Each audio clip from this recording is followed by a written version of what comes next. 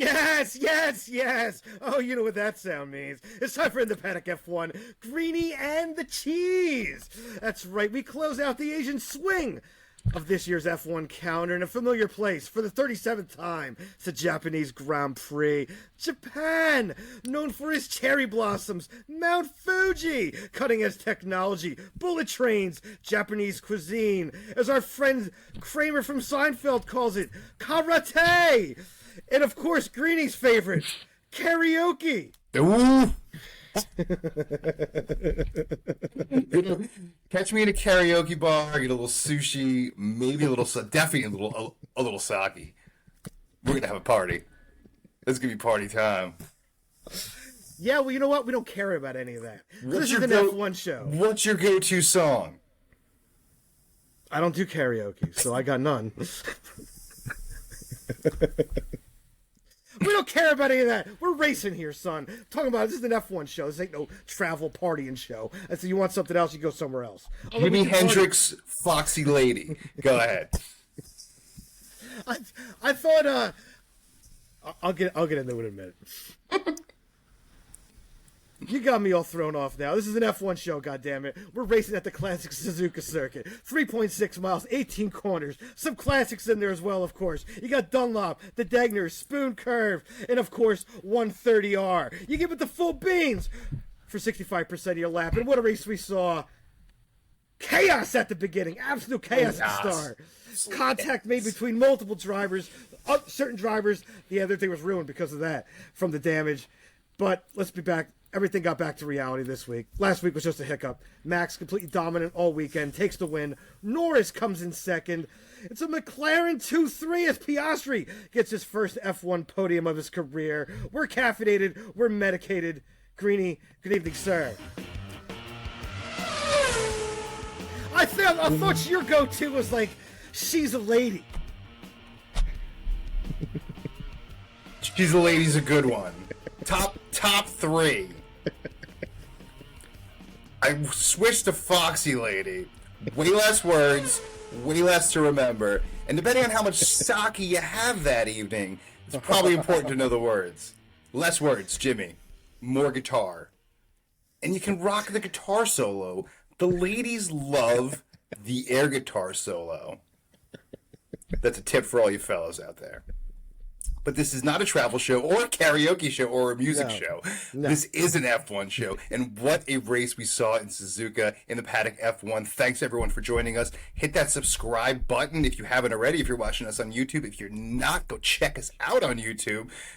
Just go to that search box, hit Greeny and the Cheese. You'll find us. I'm the guy with the hat, so you can't miss us. Yeah, man. What a weekend at Suzuka. Back to reality, a little bit, at least half reality, maybe full reality, because Sergio couldn't finish the race again. Yeah. Unbelievable how we're really back to square one with Red Bull. Max is winning once again, and Perez isn't finishing, and the Ferraris, look at them out there. No podium for them. Yeah, it's okay. I'm just busted on you. Fourth and sixth for Ferrari. Second and third for McLaren. Oscar Piastri, his first podium. And that about rounds out at least our top five with Lewis Hamilton in fifth. That really rounds out the top six this week. But obviously the big story is Max Verstappen at Suzuka. Yeah, Max is back at the land of the rising sun. I mean, it was back to just straight up reality. Red Bull clinches the constructors with the McLaren 2-3, pushing the Mercs and the Ferraris down the order. So another, wrap that up. Max can wrap up the world title during the sprint in Qatar in couple weeks. That's ridiculous. That's ridiculous. That's ridiculous. I mean, unintended, but unintended consequence. But that is. Well, when you just dominate the entire season, I mean, it's something funky was probably bound to happen, especially with the sprint races and the additional points you get with that now, which is kind of ridiculous. But I'll leave it there with that. But just absolutely dominant for Max and Red Bull there. Perez, we'll get to that later. I mean, I got that saved up for later in the program because that was a straight hot mess. That was a hot mess. McLaren, massive performance again. I got a stat here. I'm sorry. Let me pull it up here. Pull it up. To give you a little something. The first 8 races of the year, McLaren had 17 total points. The last 8 races, 145. How about that turnaround? Wow, and they put How about themselves that in 5th. Like, how about that's a massive turnaround. Your first 8, you have 17 points total as a team, and then after that, you have 145. But I'll even take it further. Go for it. Look at them preseason testing. They were 9th, 10th, dude. They were 9th, 10th. They were worse than us. They were worse than us. Well, yeah, they were the first race in Bahrain. What, Lando and Piastri finished, 17th and 18th? Something like that. Something like that. I mean, the car was nowhere. It's nowhere. So the job that they've done back at the factory at McLaren, give it up to the engineers and everybody behind the scenes, really, because that's quite impeccable to take that car, which was hot garbage. Let's face it. Preseason testing, opening weekend, that car was hot garbage. Hot garbage. Yeah, and they really didn't bring upgrades till Silverstone. Yeah. And then again, it's Singapore. Takes a while. Takes a while to develop your car. Absolutely. I mean, look at it on the reverse side. Look at on the reverse side of that. Aston Martin, who hasn't done the best job of upgrading their car, where's that car now compared to where it was the first 8 races or so of the season? So if you get your developments wrong, it can set you back massively. As you know, Aston Martin has taken a step back, and McLaren has gone the right way with their developments and bringing the right upgrades. And now they're from the back of the pack to the front of the pack. 49 points separates Aston Martin and McLaren. 49. Yeah. But Aston, if you told me before the break that McLaren had a chance to pass Aston Martin, are you serious this season? No way.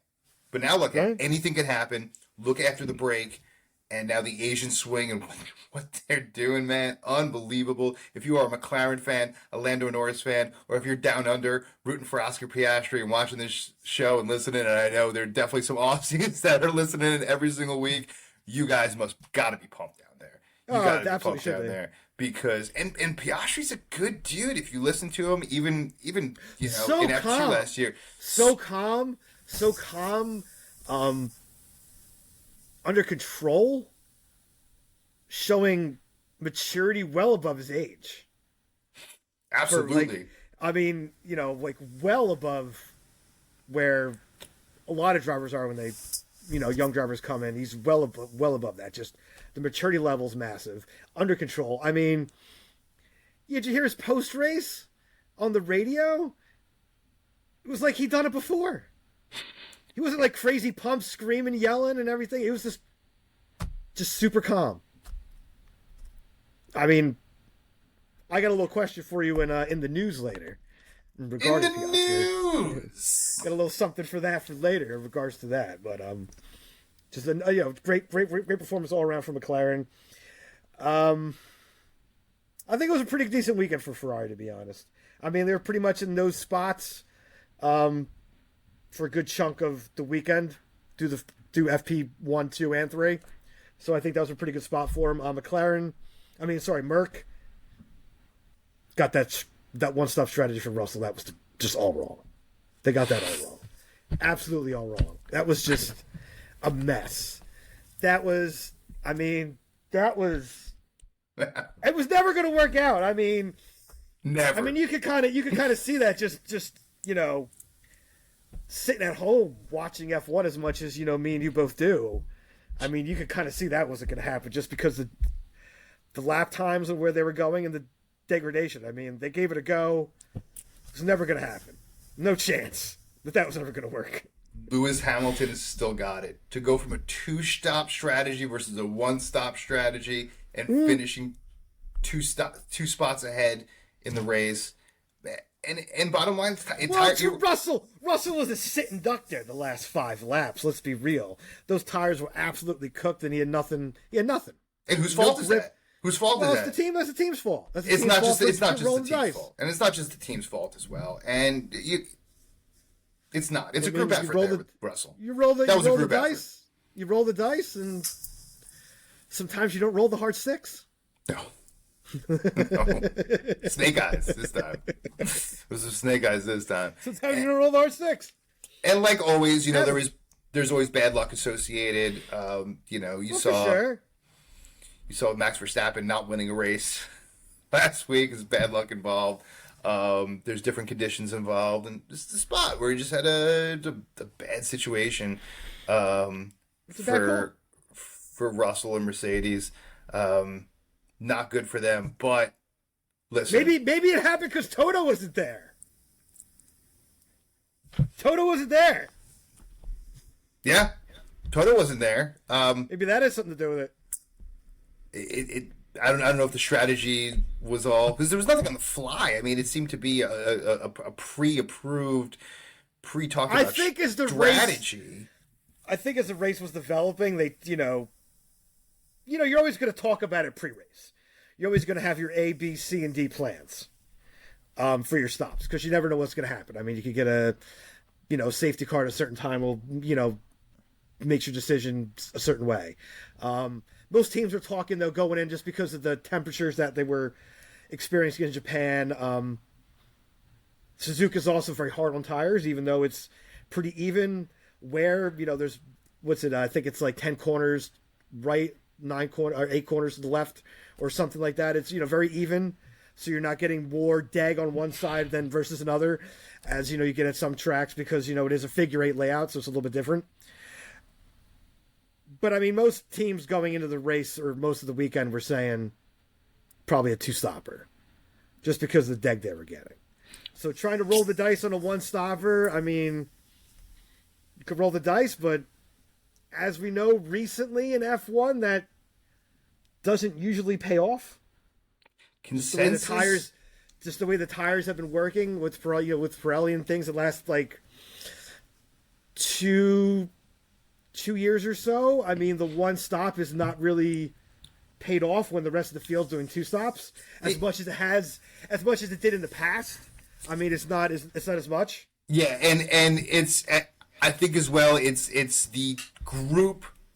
It's not even the group strategy. It's everyone's strategy, right? Everyone chooses a strategy, and everyone sticks with it. And I think everyone's just coming to the same consensus where most of these stops are 2. Even we've seen some 3 stoppers. 1 stop is not in the cards anymore, just because of the tire deg, because maybe the downforce, maybe it's the new cars, maybe it's just the way, because the downforce has totally changed. Maybe it's just, again, the way the car is built. You would know more than I would. But what's coming up, because you should stick around to see how much I know today, it's Quizmaster's Cockpit. Will we hear some bings or some buzzers? And based on your face when I said that, because we have not spoken anything about this, I'm going to get a lot of buzzers this week. Greedy and the Cheese in the Paddock F1. We'll be back in a second. I think so. Better hope so. Better hope so. We're back. We'll see you guys.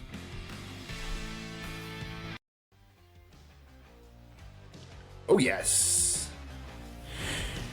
Greedy and the Cheese in the Paddock F1. We're back.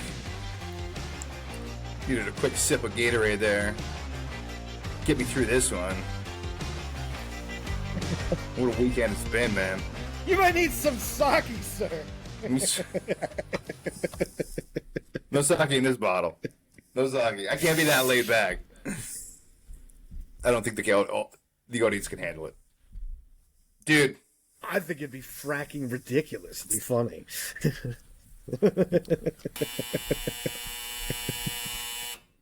For every question I get wrong, I take a shot of sake. Where are we going next? Hey, man, I come on here. I'm medicated as hell for this program, so... I need to catch up. I'm just waiting for my bow tie to come in so I can get some, some of that action going. The costume is almost complete. You made no reference at all to the Mad Hatter, but it's almost complete. It's almost complete. You get a reference when it's complete. Waiting for my big purple bow tie. Damn right. If you're gonna do it, you got to do it right, sir. So we say on this program. Do it right or go home. But that's right. Good thing I'm home already. All right, listen. I don't know. Just go. All right, you strapped in? Let me hand you your helmet. Vroom, vroom, baby. All right, well, it's time for Quizmaster's Cockpit. Oh, Lord. And just let you know for the next part of the, what happens after this is, winners and losers, of course, and how you perform, determines will we go into it. And as I have been doing recently, I wrote losers first.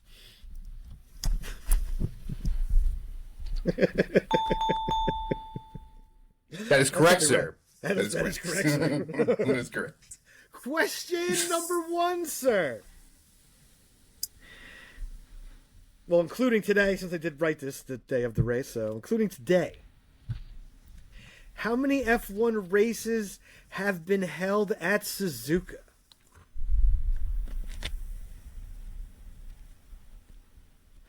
Jeez.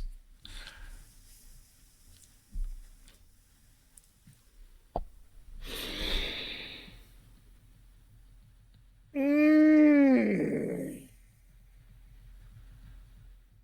37. That's how many Grand Prix there have been in Japan, yes. Right. But they did not race all of them at Suzuka, sir. No, they didn't. They raced it from Fuji. So how many at Fuji? 4. Which gives us 33. At Suzuka. So you're incorrect, sir.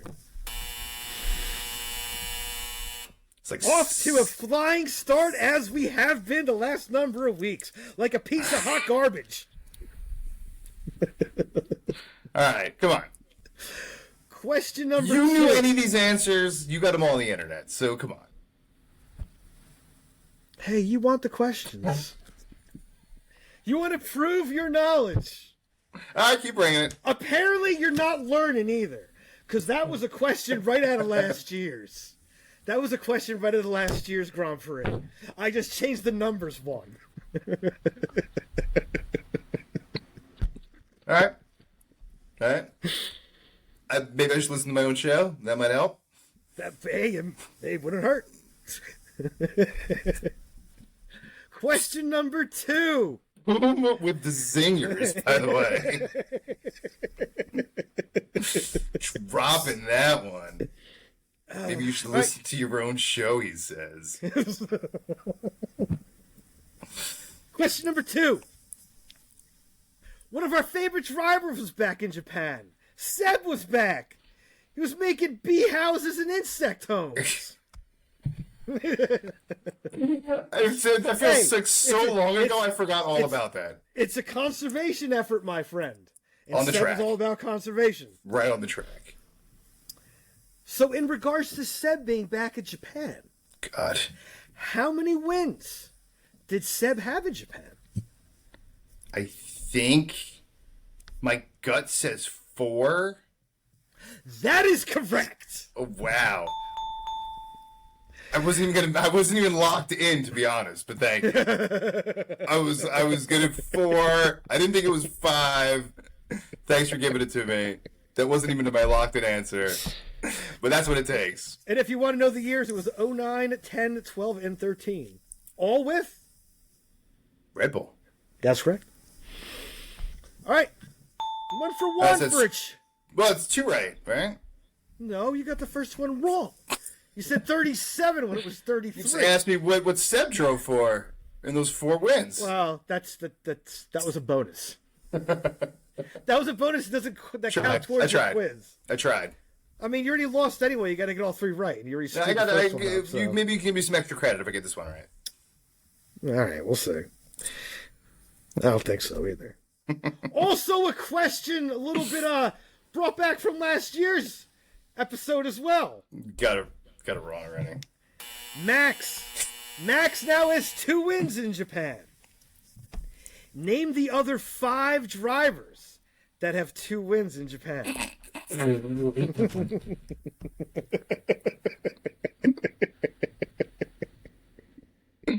Hey, Oh my God. That's why I write losers first now every week, because I know All it's right. coming. So we got Max. We got Mika Hakkinen, I believe.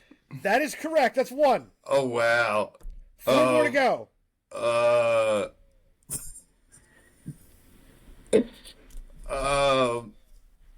I have no fucking clue. Nico Rosberg? Rosberg. No. No. I'll give you 1. I'll give you 1, mess up there before we drop the hammer on the question here. Damon Hill? Yes. That's 2. No idea. Rubens Barrichello? No. I have no idea. I'll give you 1 more. Because I'm feeling kind and magnanimous today. I know Schumi one more than that, and Lewis one more than that. Kimi Räikkönen. No. You're gonna kick yourself on 2. 2 of One them. of them is 2 of them. 1 is still on the grid. Fernando? Yep. 1 is a legend from Formula 1.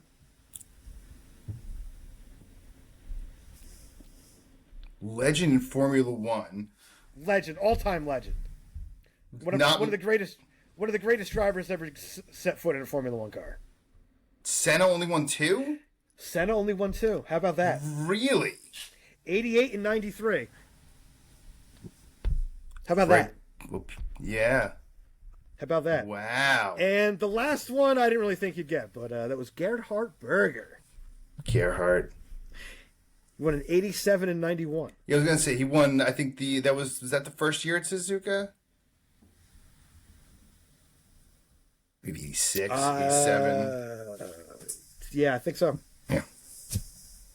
All right, but that's wrong. But that's wrong. But maybe you should listen to your own show. Listen to your own damn show. That's the lesson out there, kids. If you got a show and you don't listen to it, and someone quizzes you on your own show, you look like a jackass. Not that I look like a jackass, but it's possible. I'll beg to differ on that, but anyway, we'll move on.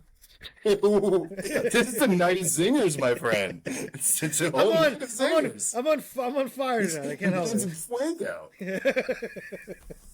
So, as the creed many moons ago in a prior episode, how you perform in Quizmasters cockpit designs on how we do in the next segment.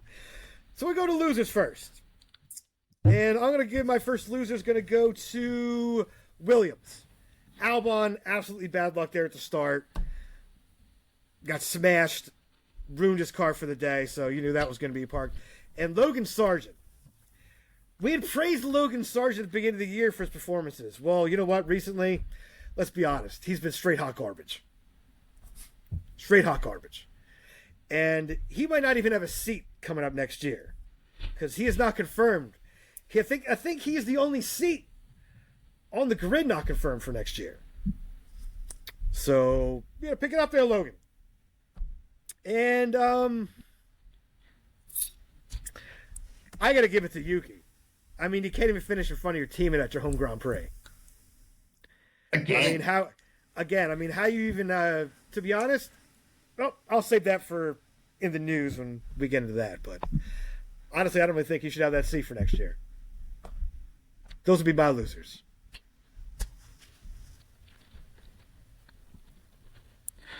I don't know. What you got? I don't know what I got this week. Sergio Perez. I was gonna give him the slap, but loser. Just besides not finishing, just the way he went out, hitting the Haas. No. I know you don't like that. He gets the slap. That was disastrous. That was hot stinking garbage mess. That was like a landfill mess. That's what that was. That was It's been a mess. That was been awful. a mess. I mean, and he slapped himself several times this season, and I don't think he gets it. So I don't know what they're going to do with Sergio Perez. I think Danny Ricciardo might have that seat next year. And I know we talked about that earlier this season. I laughed at you, and I'm not laughing at you anymore because I think Danny's going to have that seat because Sergio Perez does not deserve that seat after this weekend. I'm also going to, I don't know, like we said in the first segment, the whole Mercedes team, what they did with the one-stop race with Russell. Russell could have finished fourth. Fair. At least sixth. At least got at least another spot. Every point counts, especially for Mercedes, who is battling right now with Ferrari. There's a 20-point difference with Ferrari right now in the Constructors' title for second, and you're messing around in a crucial spot down the stretch. Every point counts. Every point is huge right now. Yeah. And those are my losers. All right. Oh, one more. Uh-oh. One more. Also sticking with Red Bull and sticking with AlphaTauri for not bringing back Liam Lawson next year. And those are my losers. Well, we were saving that for later, but apparently not. No, I got a better one. All right. No, I wasn't even putting that in the slap. That was for in the news, but, you know, thanks for blowing that bubble. Keep me up. We get it again. I spent 2 seconds talking about it. We can elaborate later. This is not a one-trick pony. You got stuff going on. Let's roll, man. Winners. Get happy. Winners. Happy time, people. Happy time. I'm going to give it to Alpine. 2 in the points. I mean, that team was a hot mess a few weeks ago, and it's kind of turned around recently. So 2 cars in the points. You know, the last race they probably would have had 2 cars in the points if, you know, they didn't have the, you know, Ocon doesn't have that explosion there at the late in the race. So, but we're good with the Alpine. I'm going to give it to him again just because we talked about it in the first segment about McLaren. Just that turnaround. First 8 races, 17 points. Last 8 races, 145 points. 2-3 finish. Best finish of the year for the team. Absolutely massive turnaround. So got to give it to McLaren for winners this week. Those will be my winners. I'm going to go where you're not going, is Ferrari, man. Like, 4th and 6th, you got to give it up for Ferrari, especially after their struggles. We did not think we would see a top 5 finish or a podium at all before break or going into break. And now, look at them, man. They're scoring points every week. You got 2 cars coming in top 6. That's really where you want. It's really where you want to be every single week. No worse than 6. That's where you ended up. I got to give a win because no offense to Ferrari, but we've seen a lot of times where we had a car outside of the points or finishing 7th, 8th this year. That's unacceptable for Ferrari. You know you're not going to win the whole thing, obviously, this year. It's pretty much over for Red Bull. But you're still battling for second in the Constructors. You're right there for second in the Constructors. Cash, right baby. there. Got to get that cash. Right there. 20 points Gotta behind. Get that cash. You got to do a little bit better, but this is a great start for down the stretch for Ferrari. You gave it to Alpine as well. I'm going to give it to Zhou. Guan Yu Zhou has been quietly putting together from the back and from behind, from the last row, even though he hasn't scored points in a while. And I think Alfa Romeo's got about all of 10 points the entire season, according to my notes here. But, yeah, man, the last row, and plus there's not many one left on the grid to pick here, but... I'm not picking a Haas, but no, seriously, starting on the back row, I really think that that is another. And he doesn't get enough credit this season. He really is racing a pretty good season for the vehicle he's driving in and starting last row pretty much every race. Those are my winners, sir. Which leaves us only with. I need to slap my goddamn self for that. I got a bunch of choices here, but I just switched it up at the last second. Just switched it up at the last second. And I'm going to give my slap this week to Charles Leclerc. Wow. Okay? No. I'll tell you why.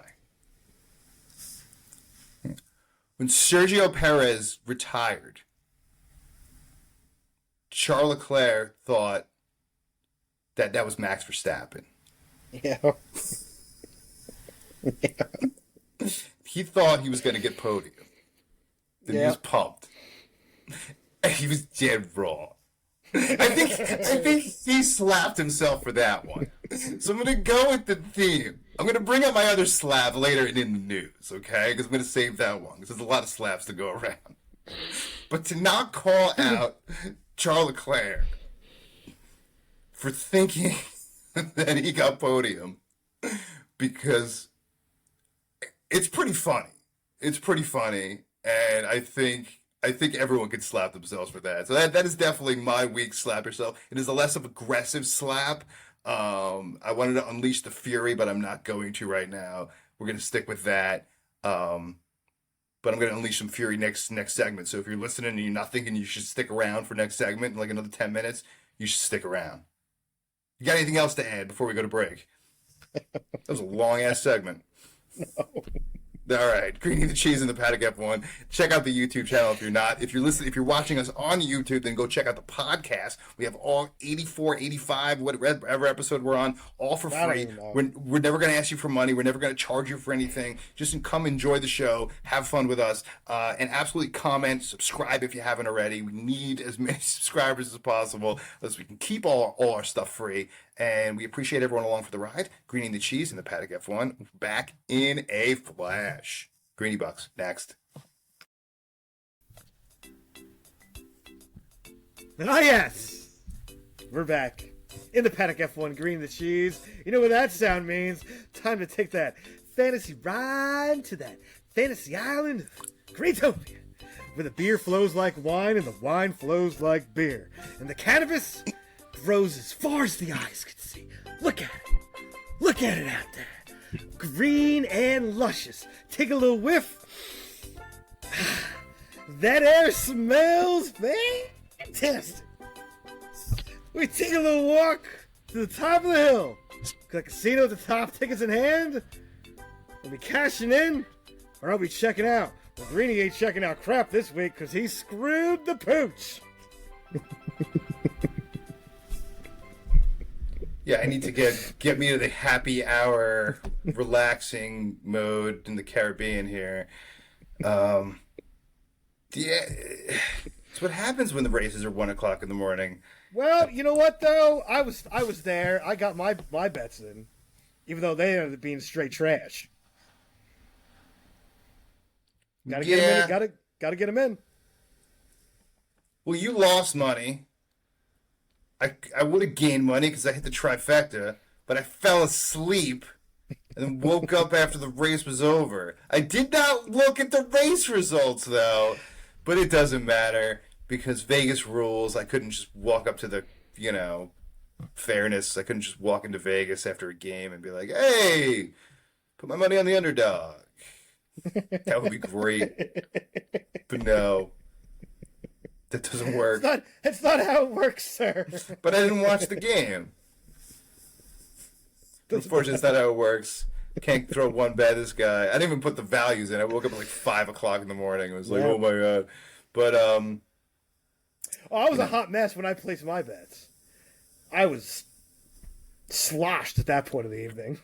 Especially after the other disaster I watched before that. But anyway, we don't just digress into that at all. That's a very, very small audience which would not understand. I was, but I was pretty much sloshed at that hour. I was pretty much done. Didn't even know a race was going on. 3 sheets to the wind, my friend. Didn't even know. So which leaves us only. Oh wait, actually, we got to get a count because you did lose a little bit this week. You took Max Verstappen for the win. Bing. The trifecta was right. They get Russell in the trifecta there. That didn't work. No, I Perez in the trifecta. Perez, yeah, that definitely didn't work out for you. So that didn't work out. And I think biggest gainer this week, which no one got. I had Albon. That didn't work out either. So you had a lot of DNFs. We call that. Yeah, that red start paint. That start pretty much ruined my day. Outside of Max. Guan Yu Zhou, biggest gainer of the day. +6. +6, and one of my winners this week with that. So no one got that. You, sir, somehow, after I took the lead, not in the lead, still, you're holding on by the slimmest of margins, sir. Hang on. I would have been up if I was conscious when I hit the send button, but I fell asleep. So with that, you have 5,350 greenie bucks, and I have 5,300 greenie bucks. So by the slimmest of margins, a single 50 greenie buck bet, you are ahead. And with that face you're making, quite confident that you're going to take this down. It is a flat foot race to the end. We've never had this before on Greenie Bucks. We are in uncharted territory. Usually by now I'm calling my bookie, trying to sell some bodily fluids for some extra Greenie Bucks. I'm packing my bags and making sure the drawers are empty and getting booted off the island. But this year, sir, I'm holding on by more than just a thread. So we'll see down the stretch if I hit that button. By the way, which had no dollar values associated with it. That's how much I was thinking about it. But if I bet my normal 100 across the board, I'd be up by 300 Greenie Bucks. Not a ton. So it wasn't like a landslide destruction. Even with if I did hit it, which I didn't hit it, you are, God damn it, still in the lead all season long. Even when I win, I can't win. This guy's wearing McLaren orange this week. He's laughing. Listen, again, if you haven't checked this out on YouTube, go to YouTube, hit the search button, hit Greenie and the Cheese, Greeny, Greenie and the Cheese. Come find us in the Paddock F1. We only got one more thing to do, and that, sir, is... In the news. In the news, sir. What is in the news? Oh, we got a lot to unpack this week, boys and girls. Let me tell you that. Let's start off with Alonso. Not a happy camper there at Aston Martin, calling the team out on their strategy, saying he fed them to the wolves during the race. What you think about that, or is he getting frustrated with what's going on there at Aston Martin? Listen, the way Alonso was spent the first half of the season, basically coming in second almost every single race, and the way he was getting past those last 10 laps, like he was standing still, like he was driving a Haas. Yeah. I mean, when you're used to being out in front, I mean, what he podium, like 5 of the first 6 races or something like that. Something like that. Yeah. I mean, you're not used to being in the back. So now he's finding himself not just in the back end of the points, but slipping further and further back. We knew Aston Martin would definitely go backwards. We knew they didn't have the upgrades. We knew they were very, plugging everything in for the front of the season and trying to inflate their numbers as quickly as possible early on. It worked early on, but Fernando should be, I don't want to say happy he gets a seat, because he definitely deserves a seat. Oh, yeah, by far. In Formula One, especially the way he's driven this year, but it's just frustration. It's frustrating. Where's he going? Red Bull? That would be cool. Oh, man. That would be an interesting... Just 1 year. That would be interesting. Just 1 year. That would be interesting. All right, next up, Lewis was not a happy camper this weekend, saying Merck has a lot of development to do to their car in the next 6 months. Is he right? Yeah, he's right. Lewis wants to win another championship. Lewis wants to win 8. He definitely wants to win number 8. He doesn't want to win it with whatever ridiculous lawsuit with that Felipe Massa nonsense is going on. I know that's been in the news recently. He wants to win number 8 on the track, and his time to do that is getting very, very low. We're seeing what's happening with the aforementioned Fernando Alonso, in his early 40s, but how long can you really... And it only takes one injury. It takes one injury in that car to have your career over, especially when you're in your late 30s. Lewis Hamilton only has another season or 2 to win a championship, and it's going to be with Mercedes. If he does. Where else is he going? Unless he goes to Red Bull, which Max and Lewis driving the Red Bull is not going to happen. Oh, so there'd be fights in that garage. There would be. Listen, if it's for one season, I'd love to see Fernando in that Red Bull, like I just said, for 1 year. But Yeah, Lewis wants to win a title. He wants to win number 8. I don't think it's going to happen. I think Max is going to be dominating with Red Bull, at least for the rest of Lewis's career, where he's able to compete for a title. And I think we're seeing a little bit with Fernando Alonso what it's like to drive when you're in your 40s and your late 30s. You take a step back late in the season. We saw it with a lot of drivers over the years. It's just the first half of the season you're great. The second half of the season you take a step back. So it's frustration as well. Lewis and I think that has a lot to do with the car, but anyway. And I think if that car was what it was 3 years ago, I think Lewis would be competing for a title right now. Well, 100%. Totally agree with that. Let's see where we're gonna go next. I got like 3 more for you, actually. I got a little funny one here, Farlow. Funny one for you. Carlos Sainz was laughing on the radio during the race when he noticed that that Mercedes was trying his trick from Singapore to try and save George. But it didn't work out. Nope. Carlos was laughing all the way. What's your thoughts on that? Carlos needs to just stick to driving. He really is just emerging now as a really legitimate driver. We were talking 2 months ago of him not even driving for Ferrari anymore, and now he looks like the number 1 driver for Ferrari on most weeks. He didn't this week. Carlos can laugh all he wants when he's getting consistent podiums. Because if he continued with that season, if he didn't get that win, or if he didn't pick it up, especially the last 2 months here, he was in a little trouble there. Carlos had a rough first half of the season. So Carlos should be doing more driving and less laughing. Mm-hmm. But as far as the move is concerned, like, yeah, it just it didn't work. It didn't work. When you get cute, you know what happens, right? Like, you're going against aces, right? Aces are you're solid. You know you have aces. This is what you want to do. And when you're playing poker, 80% of the time the aces work, but 20% of the time something else works. And you got to get lucky. Like you said earlier in the show, roll the dice. They rolled the dice. But yeah, sometimes you don't roll that hard 6. Yeah. It's not easy. Let's see. We got 2 more to go here. Oscar Piastri got his first podium in Formula One. Do you see an F1 title in his future?